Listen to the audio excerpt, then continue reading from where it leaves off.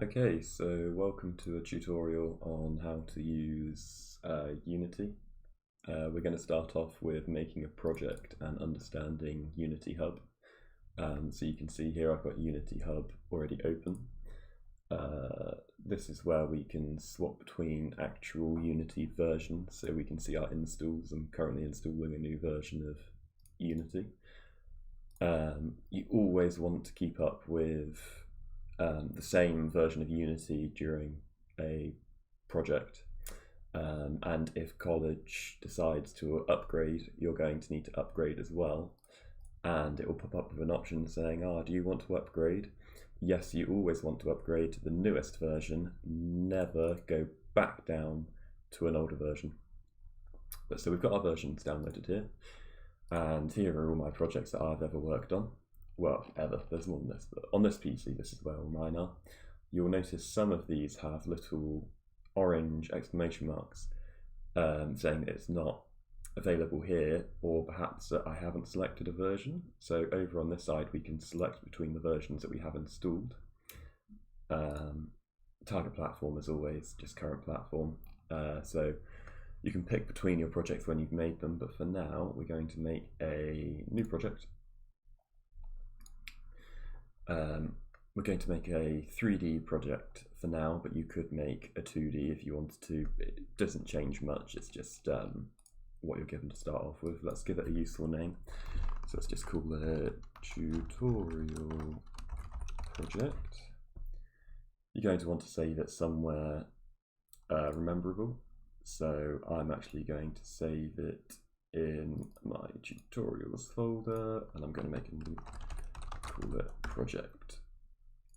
So we're going to save in that folder. There you go, you can see I'm saving in that folder. Hit create.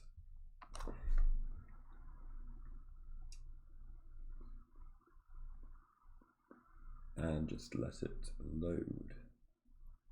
Sometimes it can take quite a while. One thing to note is that memory sticks, or running your project through a memory stick, can greatly reduce the loading speed when you're loading up your project, and every time you hit the play button on your project, it's going to be quite slow unless you've got a really fast USB.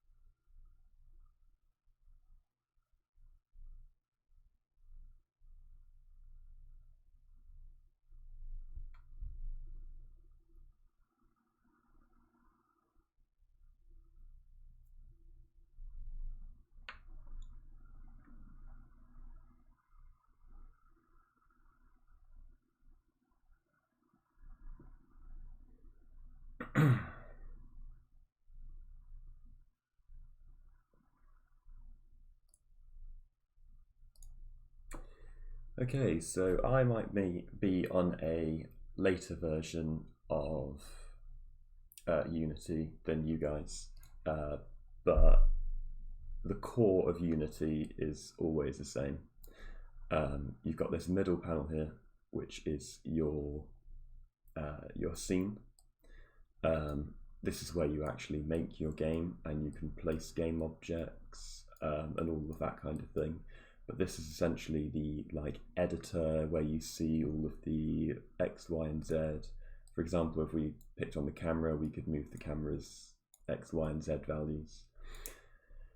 So that's that. In the game, this is not the editor view of the game. This is the actual game. This is what the camera is seeing, doing.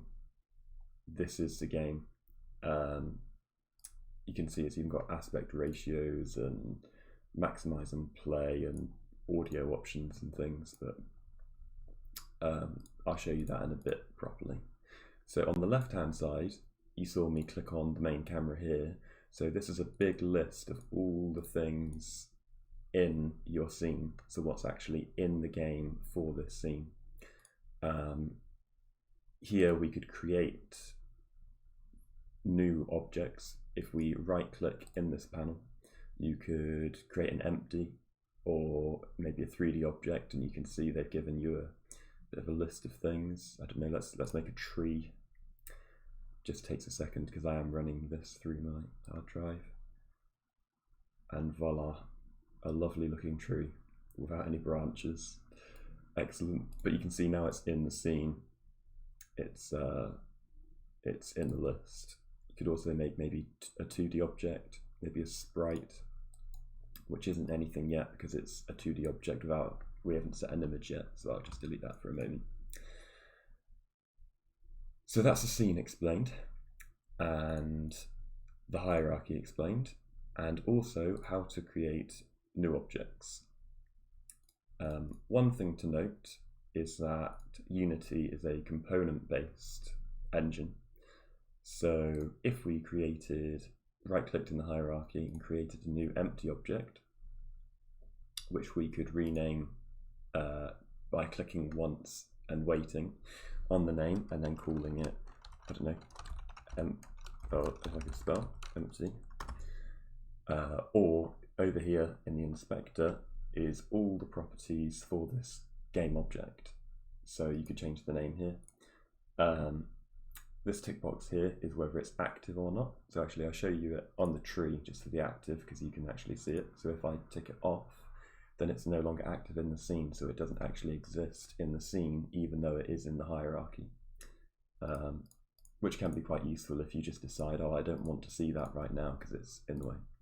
But anyway, as I was saying, so that with an empty game object, the only thing it has is a position. So you can see we've got a transform, and then we've got a position, I guess rotation and scale of the game object. That's the only component that it needs at this point because it is just an empty game object. All it has is its transform, so position, rotation, scale. You can add new components to it, which again, a big list. Usually you're just going to know about 5 or so components that you'll constantly be going to adding. For example, if you went to physics, a box collider for some collisions. To remove a component, you can go right click and remove component. So I'll show you in the tree. For now, here's the tree. Here's the whole thing. We've got lots of different components. So we've got like a mesh renderer. We've even got a material on it. Here we could add components and then do it again. Let's whack on a box collider. And we could press this little button to edit how big the collider is, which is great. So in the scene, we have all of our game objects and we can move around the scene. Hold right click to rotate the camera. Whilst holding right click, you could use W, A, S, and D to move around the scene. And you can also use scroll wheel to go in and out. And that's all you need to know to be making a scene. In the scene, all the objects that are here are listed in the hierarchy. So let's say an empty game object cannot be seen in the scene because it's an empty game object. It only has position. It doesn't have anything to represent it visually. So you would click it in the hierarchy to find it, maybe add components, etc. You can also see the values in the inspector, which you can change. Let's say X, Y, Z. I'll show you doing this on the tree just for scale. Now it looks like a Harry Potter sorting hat. Whoa, yeah, all sorts of weird tree stuff.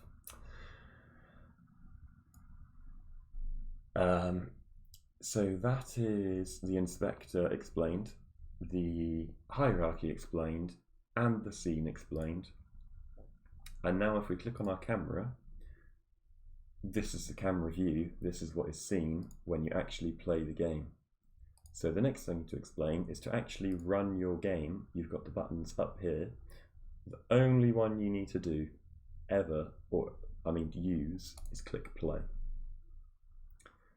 And that is just going to pop you in, so then you can see this is the game running now, and all I've done is put a game object there to be displayed. You never want to change anything in play mode. If you do, any changes that you make will be deleted. I'll show you an example of this now. So I'm just going to click maximize on play, so then it's not maximized on play. And then I'm going to play again. You see this is still the game view, it's just not maximized now. So now I've got it on play mode. Thank you, Barclaycard. Thank you, my graduation. Okay, it's now going to spam me messages. So now I'm in play mode. I'm going to change the position of the hat. I'm on the main camera. Oh, the main camera will work. Okay, so I'm going to move the main camera over to the other side. Now if we go back into game mode, you can see the hat's moved. And even in game mode, I've still got access in the inspector to change the camera. So let's make a note. The main camera position is minus 12.51. Let's stop play mode. Did you see how the position changed? And now if I played it again, it's not where it was, because all of the changes in play mode get deleted as soon as you stop playing. So I would advise not doing anything in play mode. Next up, the console down here is excellent. This is where you can debug all your information, but I'll show you that later. So for now we're just going to focus on project. So project is your actual files. And what I mean by that, by actual files, I mean if we are in our, where have I put it? Tutorials. Project, tutorial project. Here we go. Here are our assets. So we go into assets, scenes, tree textures, easy for you to say, tree, and there's our tree. So these are exactly where the files are. So if you wanted to export, I don't know, a gun from 3ds Max as an FBX, you could drag that file and pop it into here, and it would appear here. This could even happen with if we made a new, oh, I did not mean to make a zip. Let's delete that, that's not going to work as well as what I wanted. A new text document, and let's just call it example. And then we go back into here, we can see we've now made an example. So if that was an FBX model, we could create an FBX, and then we could drag our FBX model into the scene, if that was what that was. So very cool stuff. We can even delete this, and then if we go back into our files, you can see it's deleted here as well. So that's great. But just be careful if you are deleting FBX gun models, know that it will be deleted in your actual files as well. So just to show some more examples of what you can make, let's make a particle system, and let's move around a bit in the scene. Very cool, it's right here. So I actually want this to be directly in front of the camera, and I actually want it to be attached to the camera. So I'm going to put it inside the camera, which means the particle system is now local to the camera. So if I put this position to 0, 0, 0, 0, 0, you can see now if I go to my main camera, by double clicking on it, it can send you roughly straight to it. The main camera, oh, I'm using it, is right there, and the particle system is directly on top of it, because it's the position is now local, which is wonderful, and hopefully we should be able to see that. I'm just going to move our particle system just in front of the camera. So when we hit play, there you go, you can see the particle system. I'm also going to delete everything else in the scene for now. Oh, apart from the directional light, because that will make everything look weird. So now I've changed the position a bit in the z-axis, which we saw. We could change lots of properties because it's a particle system, so we can change some of the components. I don't know, let's change the start color to maybe like a red. Let's give it a little bit of gravity, just a little bit. And that'll do for now, that'll do. Let's see what it looks like. Very cool. They go up, they go down. We could also press Control D to make a few of these. And then we could go through and we could change the start color ever so slightly to maybe more of an orange. The next one a bit more of a yellow. We could also decrease the start size. So let's make the yellow quite small. The orange not as small, but still kind of small. And then play, and you can make some cool stuff. So I think that is everything that I want to explain in this video about the Unity engine. So to summarize, we've got the scene with all of your game objects in it. This is what actually runs in game. The game view can be seen in the game window, which is awesome. You can also maximize on play just here. You play the game by pressing this button here. Don't worry about pausing it because you're just going to make changes. Oh, I'll keep on explaining. You're just going to make changes in play mode if you're pausing it, but that doesn't save the changes. So never have the game running when you're making changes. You've got the hierarchy, which is a big list of all your game objects, so you could select one. And you can also right click and create something here. Over in the inspector, you've got all of the components that make up each game object. So for a particle system, you have a transform, which consists of a position, rotation, and scale, and any other components that you've decided to give it. Next up, you've got the project, which is your actual file system files, just easy to access, where you could drag objects from here into the project, and then we could make lots of different particle systems here, drag it into the scene. This is essentially just copy paste, dragging it in. You can see them in the hierarchy as I've created them. The only other thing that I would like to say is that you could right click in the project and you could create things here as well. So you probably just want to have a little play with this. Animations we'll do much later on, but they're fun to get into. You could make sprites, materials, new scenes, so you could have multiple of these scenes that you could switch between. Also a C# script, so I'll show you that quickly. Just call it gun, because that's the example I'll be showing you. So once you've made a C# script, it cannot have spaces in it, and it can't have spaces in the name, and it gives you the option to rename the script. Never ever rename the script. Once it's done, it's done. If you want to rename it, not gun. It's not going to work. It'll give you errors. It's going to hate you. I can't now just keep on renaming it until we find something that works. You've got to create a new C# script, call it gun, copy the code from not gun, pop it in gun, and then we can delete not gun. You've got to remember not to rename your scripts. Yeah, that's all. Thank you very much.